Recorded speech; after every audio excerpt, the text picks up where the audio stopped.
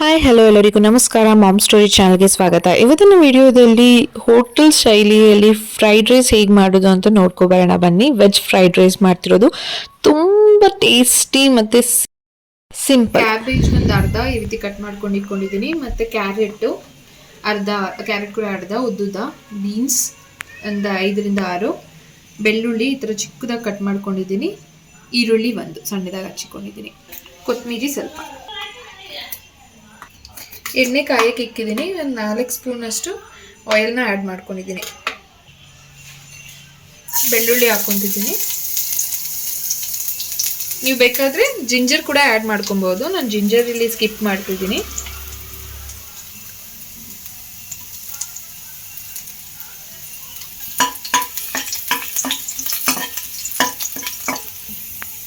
ಈರುಳ್ಳಿ,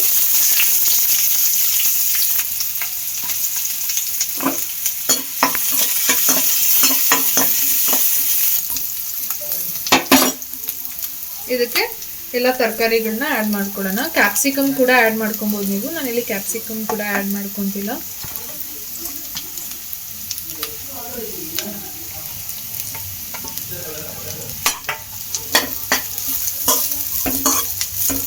ನಾನಿಲ್ಲಿ ಉದ್ದುದ ಕಟ್ ಮಾಡ್ಕೊಂಡಿದ್ದೀನಿ ಕ್ಯಾರೆಟ್ ಮತ್ತು ಕ್ಯಾಬೇಜು. ನೀವು ಸಣ್ಣ ಬೇಕಾದರೆ ಸಣ್ಣ ಕೂಡ ಹಚ್ಕೋಬೋದು.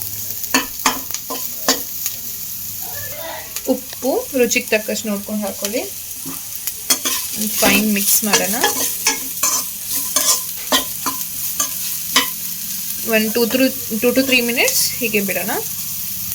ಹೈ ಫ್ಲೇಮಲ್ಲಿ ಕೊಡಿ. ಈಗ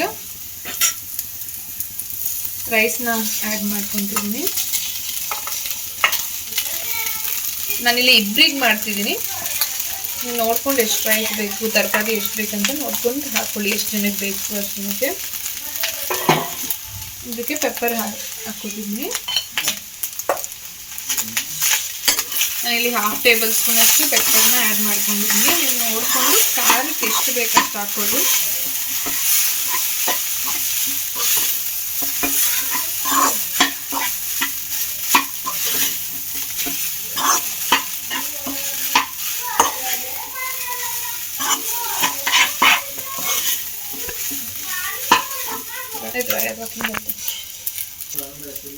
ವಿನಿಗರ್ 1 ಟೇಬಲ್ ಸ್ಪೂನ್ ಅಷ್ಟು,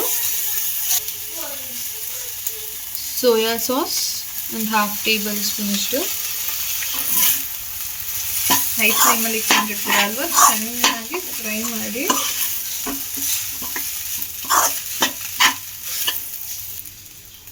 ಫೈನಲಿ ಚಾಪ್ಡ್ ಕೊತ್ತಂಬರಿ ಹಾಕ್ಕೊತಿದ್ದೀನಿ. ಹೈ ಫ್ಲೇಮಲ್ಲಿ ಇಟ್ಕೊಂಡು ಮಾಡಿದ್ರೆ ಇದು ಟೇಸ್ಟಿ ಆಗಿರೋದು.